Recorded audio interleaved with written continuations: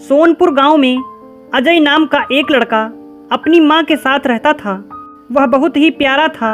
अजय की मां की एक आंख नहीं थी, इसलिए उसका चेहरा बदसूरत दिखता था। जब अजय छोटा था तब वह अपनी मां से बहुत प्यार करता था, लेकिन जब वह बड़ा होने लगा तब उसे महसूस होने लगा कि उसकी मां की एक आंख नहीं है और इस वजह से वह बदसूरत दिखती है। इस बात से उसे शर्म आने लगी, इसलिए अजय अपनी मां के साथ बाहर नहीं जाता था और अपने साथ भी कहीं नहीं लेकर जाता था। उसे लगता था कि अगर वह कहीं अपनी मां को साथ लेकर जाता है तो उसके दोस्त उसका मजाक बनाएंगे। इस वजह से वह अपनी मां को भला बुरा कहता था। तुम्हारी एक आंख नहीं है, तुम्हारी शक्ल अच्छी नहीं है, मेरे दोस्तों की मां कितनी खूबसूरत है, तुम मेरी मां नहीं हो सकती। ऐसा कहकर वह अपनी मां का दिल दुखा देता था। अजय की मां बेचारी अपने बेटे की बातें सुनकर और उसकी सोच देखकर बहुत दुखी हो जाती थी। अपने बेटे की ऐसी बातें सुनकर मां का दिल बैठ जाता था। ऐसे ही एक दिन अजय अपनी टिफिन लिए बगैर ही पाठशाला चला जाता है तो अजय दिन भर भूखा ना रहे, इसलिए अजय की मां खाने का डिब्बा देने के लिए अजय की पाठशाला जाती है।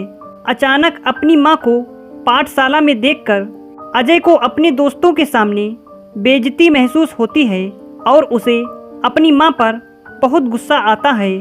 फिर वह घर जाकर अपनी मां को गुस्से से बोलता है, मां, मैंने कितनी बार कहा है कि पाठशाला में मत आया करो, तुम क्यों आई पाठशाला में? तुम्हारी वजह से मेरी कितनी बेइज्जती हो गई, सब दोस्त मेरा मजाक उड़ा रहे होंगे, इस बेइज्जती से तो भूखा रहना ही अच्छा था। फिर अजय की मां बोलती है, मुझे माफ़ कर दो बेटा, मैं फिर कभी तुम्हारे दोस्तों के सामने नहीं आऊँगी। यह कहकर अजय की मां रोने लगती है, लेकिन फिर भी अजय की मां उसकी हमेशा अच्छी तरह से ख्याल रखती है और ज़िंदगी में उसे किसी चीज़ की कमी नहीं होने देती है। ऐसे ही दिन बीत गए। अजय बड़ा हो गया और अब वह पहले से ज़्यादा अपनी मां का तिरस्कार करने लगा।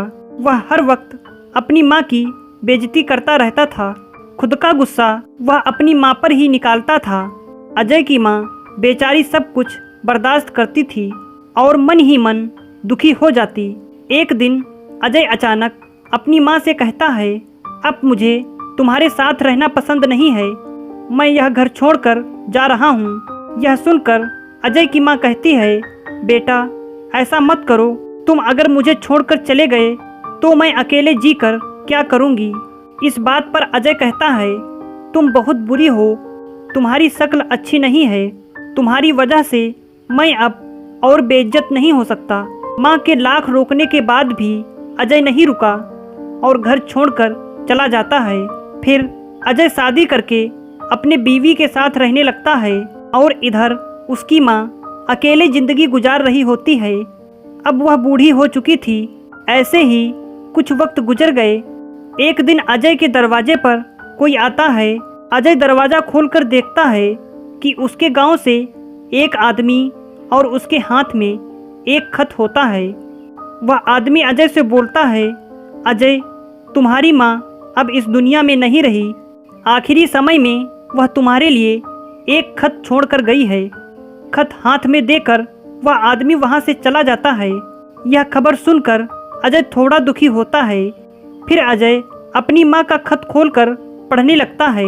उसमें लिखा होता है, बेटा अजय, मेरी एक आँख न होने की वजह से तुम्हारी ज़िंदगी भर बेइज्जती होती रही है।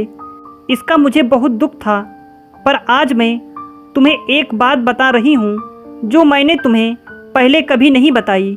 अजय, जब तुम छोटे थे तब तुम बाहर खेल रहे थे और खेलते खेलते तुम गिर गए। फिर तुम्हारे आँख में चोट लग गई। फिर मैं तुम्हें अस्पताल लेकर गई तो डॉक्टर ने कहा कि तुम्हारी एक आँख खराब हो गई और अब इसका एक ही हल है कि कोई अपनी एक आँख तुम्हें दे दे। मैंने जरा भी अपना वक्त जाया न करके तुम्हें अपनी आँख दे दी ताकि जीवन भर तुम्हें कोई तकलीफ़ और बेइज्जत न होना पड़े। उस दिन मेरी एक आंख निकाल कर तुम्हें दे दी गई और उस दिन से मेरी एक आंख नहीं है। उस दिन के बाद से मेरी शक्ल अच्छी नहीं दिखती थी। बेटा, मैं तुम्हें एक बात बताना चाहूँगी। माँ बदसूरत और अंधी हो सकती है, लेकिन माँ कभी बुरी नहीं हो सकती। यह बात समझते ही अजय फूट फूट कर रोने लगा। उसके प्रायश्चित की कोई सीमा नहीं रही। अजय को अपनी माँ से मिलने की बड़ी तमन्ना हो रही थी। वह अपनी माँ से दिल से माफ़ी मांगना चाहता था, लेकिन अब बहुत देर हो चुकी थी। वह जिंदगी भर इस बात से पछताता रहा कि काश वह अपनी माँ से एक बार मिल पाता और दो प्यार भरे शब्द बोलता, जिसे सुनने के लिए जिंदगी भर उसके माँ के कान तरस गए। अगर आपको हमारी कहानी अच्छी लगी तो लाइक और शेयर ज़रूर करें और ऐसी ही कहानियाँ सुनने के लिए हमारे चैनल को सब्सक्राइब करना बिल्कुल ना भूलें।